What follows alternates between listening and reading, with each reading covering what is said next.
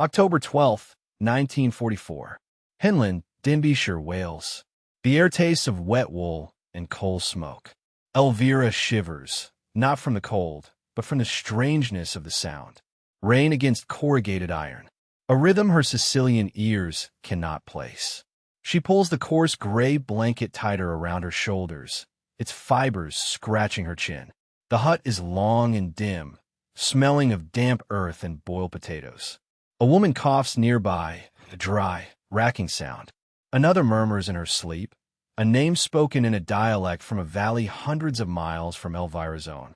They are a collection of stray voices, a jumble of geographies held inside this long, thin box of a room. A world away from the sun-baked stone and the scent of lemons. From home, a man's voice calls out a number. Not her number. Not yet. She waits, her hands tucked under her armpits for warmth. Her fingers are stiff from a morning spent pulling beets from the cold, muddy ground of a Welsh farm. The mud is still caked under her nails, a dark crescent moon on each finger. She remembers the farmer, a man with a face like a crumpled map, who demonstrated the work with sharp, efficient gestures, speaking words she did not understand. He did not smile, but he did not scowl either. He simply pointed at the rows of beets, then at the cart. The expectation was clear. Work. Another number is called, closer this time. Elvira watches a young woman named Graziella walk to the front of the hut where a British woman in a neat uniform sits at a wooden table. The officer, they call her. Her hair is pinned up so tightly it looks severe. She has a metal box open in front of her. Graziella stands before the table, her posture uncertain. The officer says something, her voice crisp and low. Graziella nods, though Elvira doubts she understood. The officer counts something from a box. Slips of paper and metal discs. She pushes them across the table. Graziella hesitates, her hands hovering for a moment before she scoops up the objects. She signs a ledger with a pen chained to the table. As she walks back, her head is down, her gaze fixed on the things in her palm. Elvira watches her, a knot of confusion tightening in her stomach. What is this ritual? She's seen it happen once before, but the disbelief was too strong. A trick. It had to be a trick.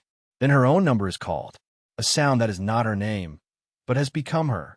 She walks forward, her wooden clogs making a hollow sound on the floorboards. The British officer does not look up until Elvira is standing at the table. Her eyes are pale, washed-out blue. She consults her ledger, finds the number, and speaks a phrase. The only word Elvira recognizes is her own surname. She nods. The officer's hands move with practiced speed. She counts out several heavy coins and 2 paper notes, shillings and pounds.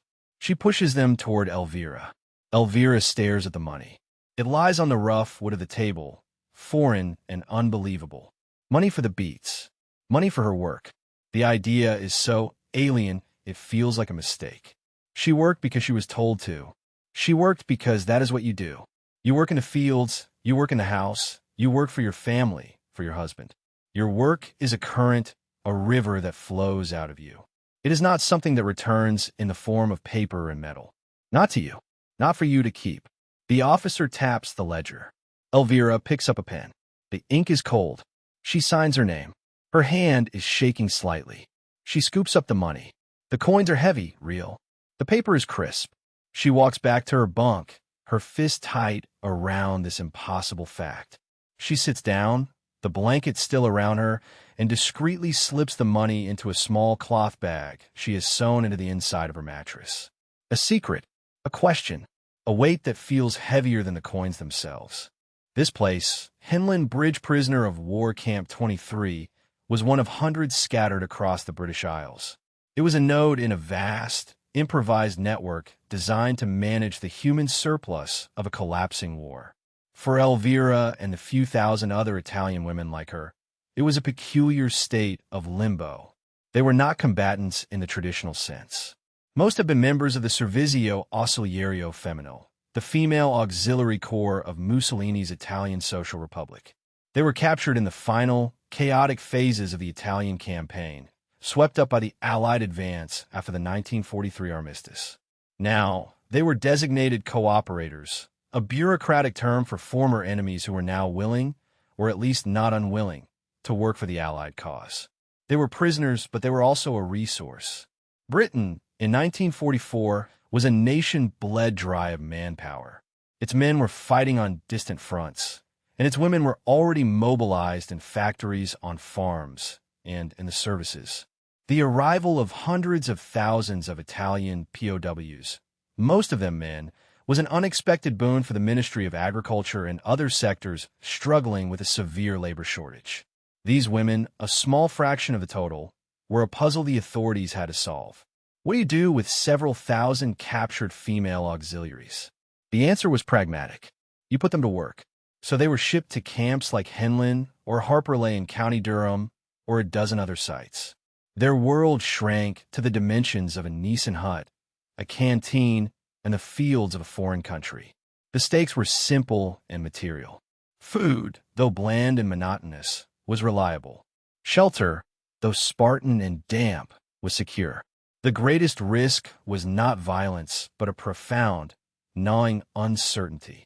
Their country was a ruin, their families lost in the fog of war. They knew nothing of home, of who was alive or dead. Their days were governed by a routine they did not choose, a schedule of work, meals, and confinement. Yet within this rigid structure, something utterly new began to take root.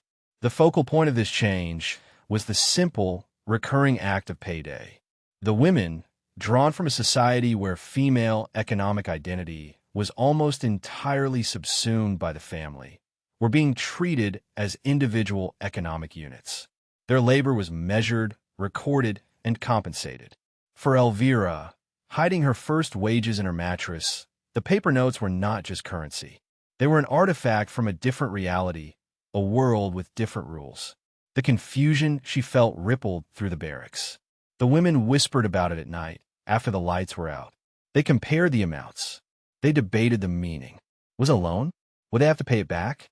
Sophia, a sharp-eyed woman from Bologna, was deeply skeptical. She saw it as a form of control, another inscrutable British method for keeping them docile. Lucia, older and more practical, saw it differently.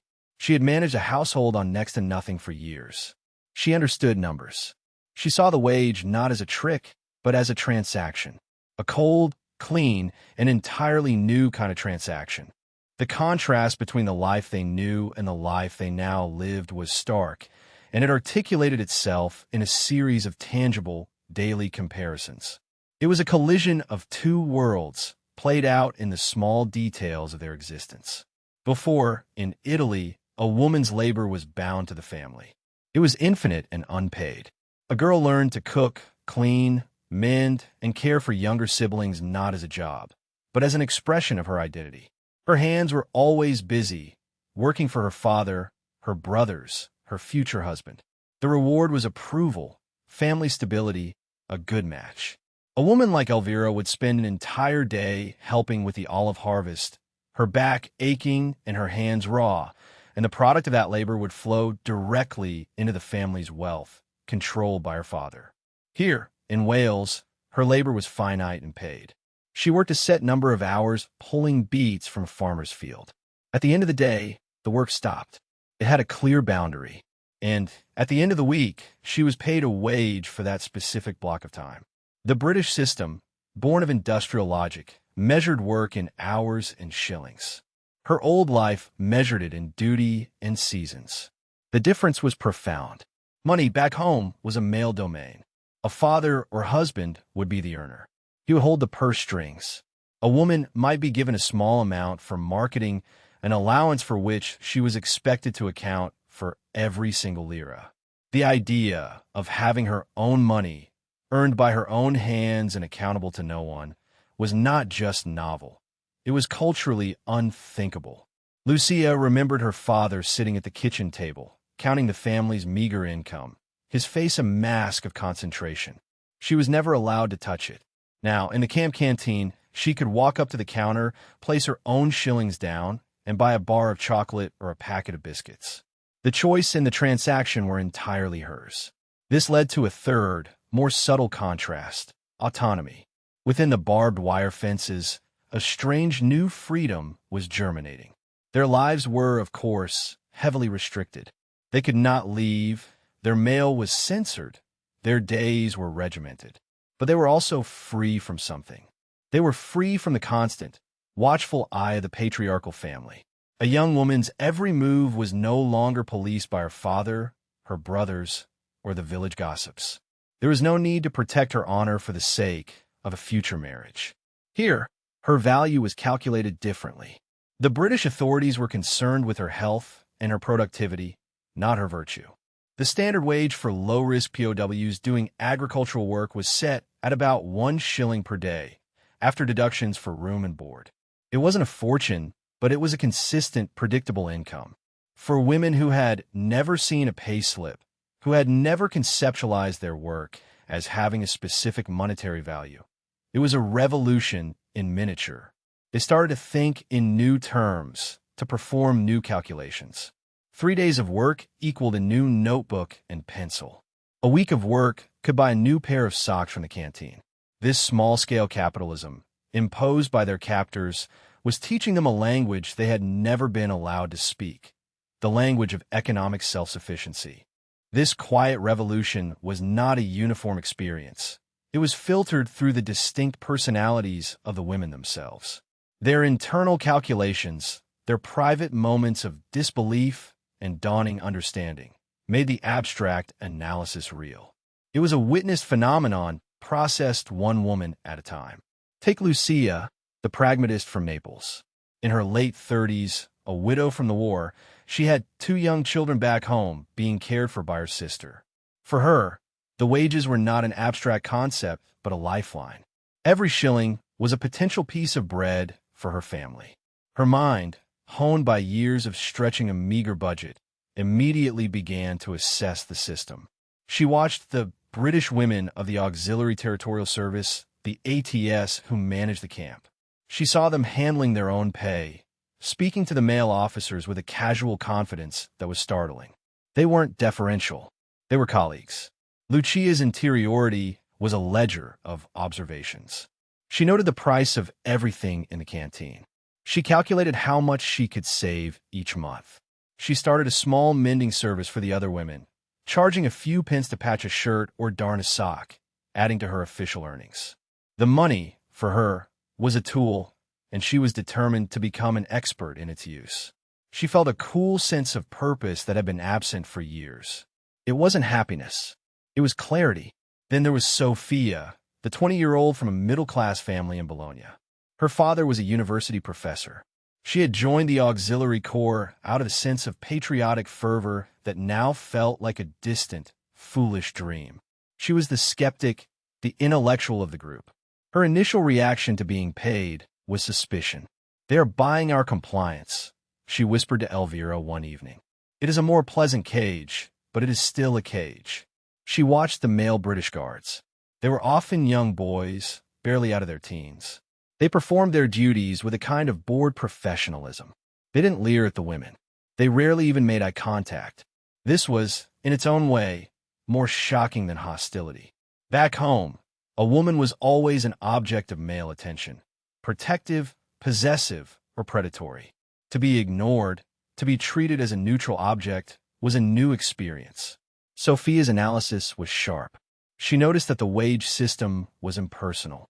The ledger and the cash box made no distinction between a woman from a wealthy family and a peasant girl from Calabria. The beet field did not care about your father's name. This detached fairness was unnerving. She found herself in a conversation with a Welsh farmer's wife, a brief exchange conducted in broken English and gestures. The woman spoke of her own work, of running the farm while her husband was away at war, of managing accounts. Sophia saw in this woman a form of authority she had never seen in an Italian woman of her class. It wasn't the matriarchal power wielded behind the scenes. It was direct, practical, and economic. And Elvira, the young woman from Sicily, remained caught between Lucia's pragmatism and Sophia's skepticism. The money she saved in her mattress felt like a seed. But what would it grow into? She had always been told what to do, what to think, who to be. Her life was a path laid out for her by family and tradition. Now, The path had vanished. The money gave her choices she had never imagined, and the choices were terrifying. She could buy things for herself. What did she truly want? The question itself was a revelation. She had never been asked. She spent an entire week's wages on a small, illustrated book of English poetry from a nearby town, purchased on a supervised trip. She couldn't read most of the words, but the feel of the book, the beauty of the printed letters, was something that was hers alone. It was the first thing she had ever owned that was not a gift or a hand-me-down. Lying on her bunk at night, tracing the letters with her finger, she felt the stirring of a person she didn't yet know. Herself. The wage was more than money. It was permission. The system that produced this unintended consequence was not born of progressive ideology. It was a product of bureaucratic logic, wartime necessity, and the underlying architecture of the British state. To the women experiencing it, it felt personal, a direct comment on their worth. But from a distance, it was simply a mechanism, a set of repeatable processes scaled across an entire country. The primary driver was the Geneva Convention. While the status of cooperators was ambiguous, the principles of the 1929 Convention, which dictated the treatment of prisoners of war, heavily influenced British policy. Article 34 stipulated that prisoners could be put to work and should be paid a small wage for their labor. The British government, while not strictly bound to apply this to the Italian cooperators, found it a useful and stabilizing framework. It reduced unrest, provided an incentive for productivity, and aligned with a national sense of fair play. It was easier to apply the existing rules than to invent new ones. This was layered on top of Britain's acute labor crisis. With millions of men in uniform, the economy was at a breaking point. The Women's Land Army had heroically filled some of the gap, but it wasn't enough. The nearly 400,000 Italian prisoners in Britain represented a massive, untapped labor pool. The Italian labor battalions were formed, deploying men to work on farms, in quarries, and on infrastructure projects. The women, though fewer in number, were slotted into the same system. They were assigned to agricultural work, laundry services for military hospitals, and mending depots. They became a functioning part of the British domestic war economy. For this to work, it needed to be organized. This is where the bureaucratic machinery excelled. There were pay scales, work logs, and accounting procedures. The system was designed for efficiency, not for social engineering. The schematic metaphor for the camp was not a prison so much as a strange, state-run employment agency. The women were its temporary clients. They were housed, fed, and given work. In return, they provided labor that helped keep Britain's agricultural sector from collapsing. The wage was simply the transaction fee that made the whole machine run smoothly.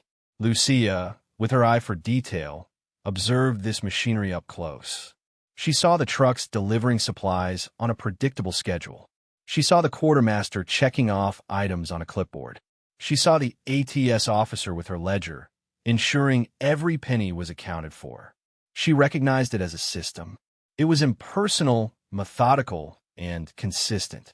In Italy, everything was personal. A favor from a cousin, a word from the priest, a negotiation with a shopkeeper. Life was a web of relationships. This British system was different. It did not care who you were. It cared only about what you did. It was this very impersonality that created the space for a new kind of identity to emerge.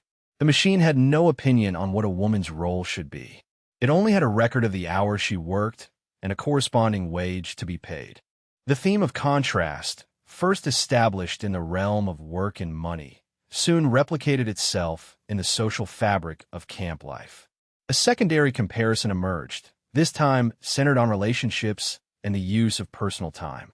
It was another escalation of novelty, another piece of their old world that no longer fit. In their villages and towns, interactions between unmarried men and women were a high-stakes performance, heavily chaperoned and scripted. Every conversation, every shared glance was scrutinized. The goal was marriage, the preservation of family honor. Socializing was inseparable from this matrimonial economy.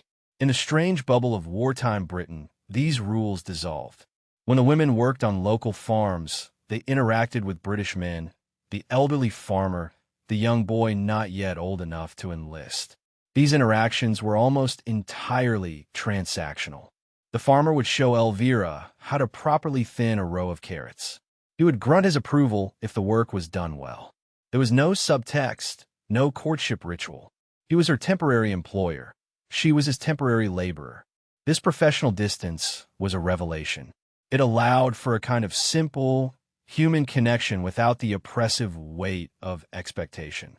Sophia even struck up a friendship of sorts with the farmer's wife, who taught her the English words for rain and tea and thank you. It was a relationship based on shared circumstance, not social obligation. This was a new template for how men and women could coexist. Even more transformative was the concept of leisure. Back home, a woman's free time was an illusion. Any moment not spent on primary chores was immediately filled with secondary ones. Mending, preserving food, preparing for the next day's work. Time was not a personal commodity to be spent as one wished. Here, after the workday was done and the evening meal was over, there were hours that belonged to them. And because they had wages, however small, they had the means to shape this time. The camp canteen became the center of a new microeconomy. A bar of Cadbury's chocolate cost threepence. A letter home, with the cost of the stamp, was a significant purchase. These small acts of consumption were exercises in choice. The women organized their own activities. Lucia, who was literate, started a small class to teach others how to read and write, not just in Italian, but the basics of English. They sang songs from their home regions, the melodies mingling in the damp air. They wrote letters, long accounts of their strange new life, often struggling to explain the very concepts they were now living. How do you describe a wage to a mother who has never earned one? How do you explain the feeling of buying a ribbon for your own hair, with your own money, just because you like the color? This was leisure not as a break from work, but as an act of self-creation. For the first time, their time and their resources, limited as they were their own to command. It was a small-scale experiment in modern life, conducted by women who had been raised for a world that was centuries old. This profound disconnect between their past programming and their present reality inevitably created friction. The daily experiences in the camp were a direct violation of their most deeply held ideological assumptions about gender, labor, and value.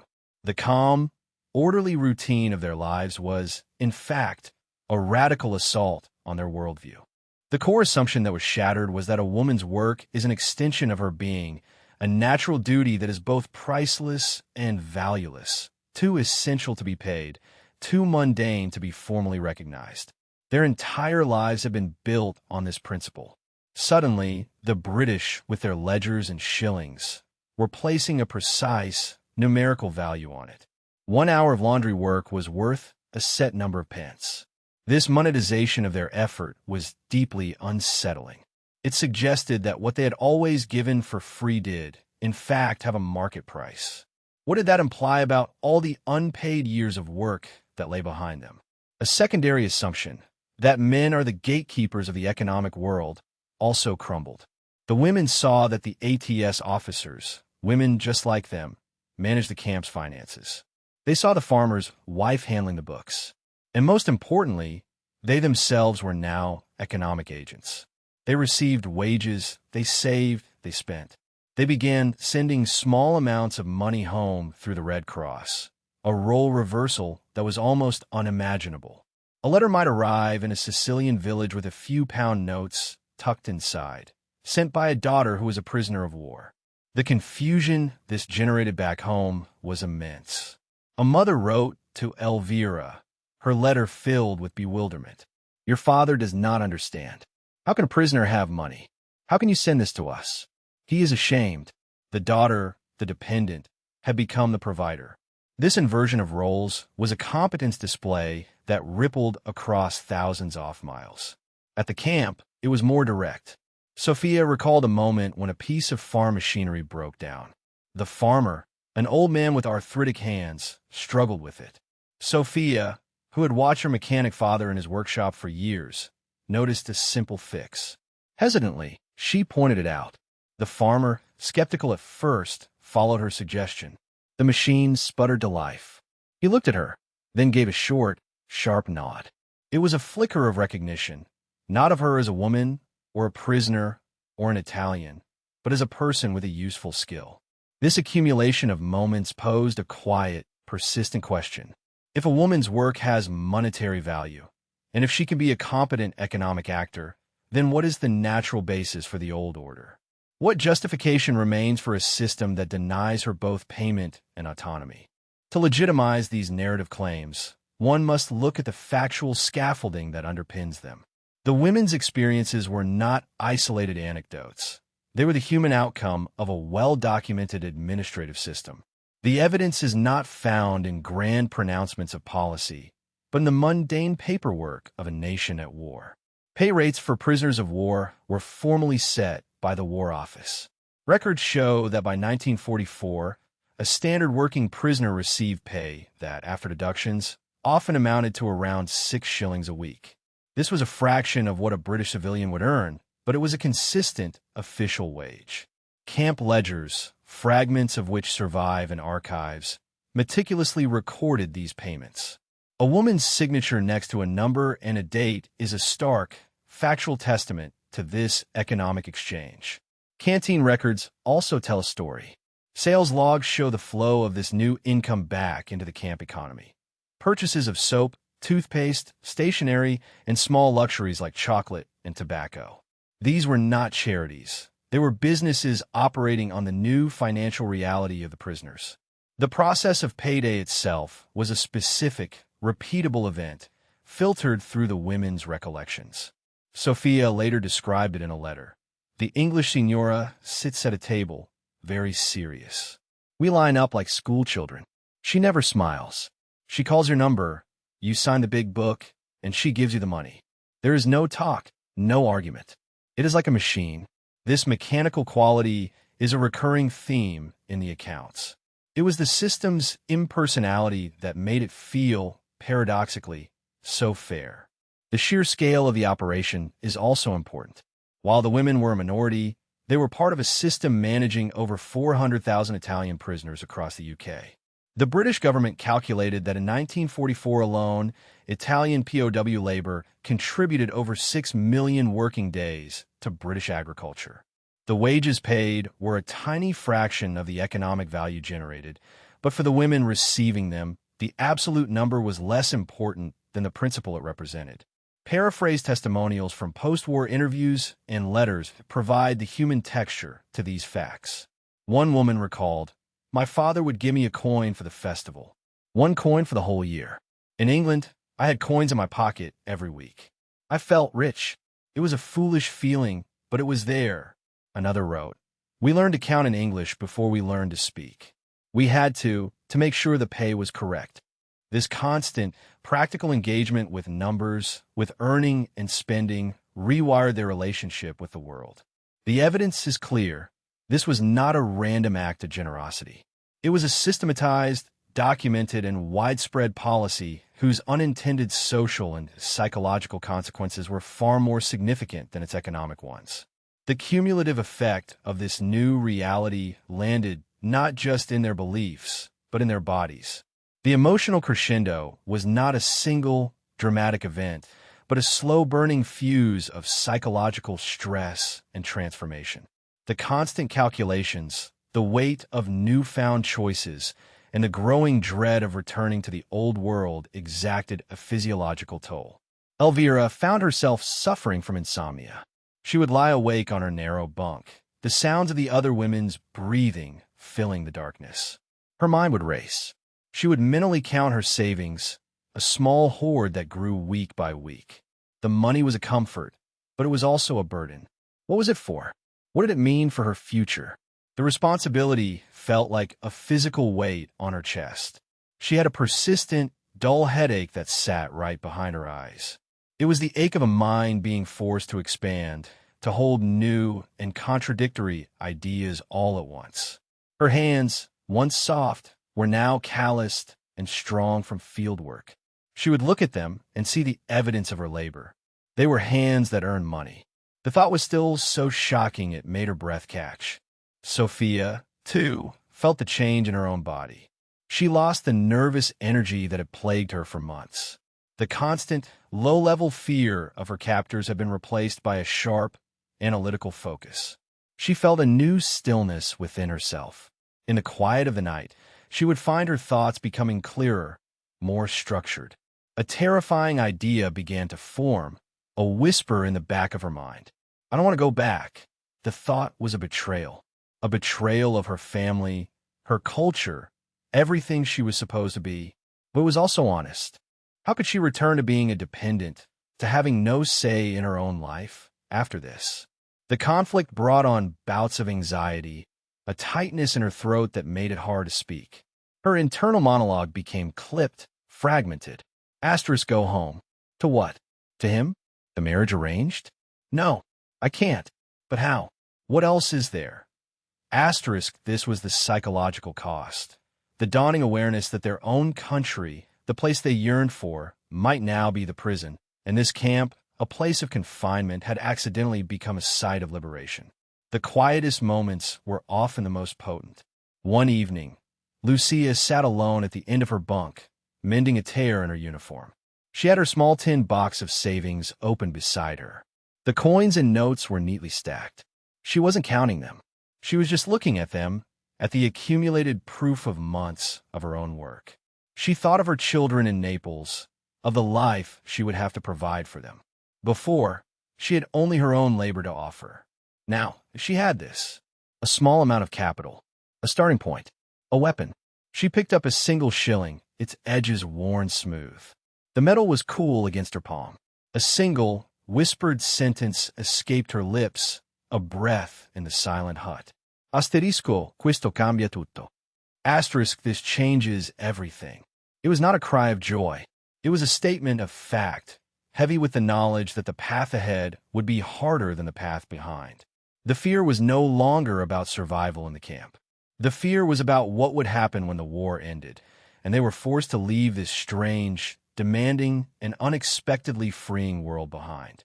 The revelation, when it came, was not a sudden flash of insight. It was a slow crystallization of everything they had seen and felt. It was a quiet turn of the key in a lock they hadn't known was there. A single sentence that reinterpreted all the prior evidence. The British didn't pay them out of kindness. They paid them because in their system, labor had a price, regardless of who performed it. This was the profound, perspective-shifting truth. The women had been trying to understand the wages through a lens of personal relationships, of generosity or manipulation. They thought their captors were either being uniquely cruel or uniquely kind. The revelation was that their captors were being neither. They were being impersonal. The system was indifferent, and in its indifference lay its revolutionary power. This single idea had immediate, cascading implications.